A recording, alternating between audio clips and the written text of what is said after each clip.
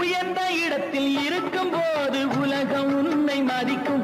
உன் நிலைமை கொஞ்சம் இறங்கி வந்தால் நிழலும் கூட மிதிக்கும்.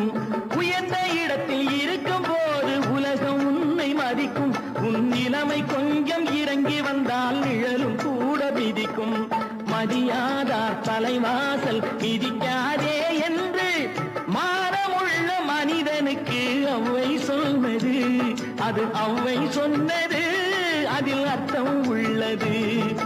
பரமசிவன் கழுத்தில் இருந்து பாம்பு கேட்டது, கருடா சௌக்கியமா?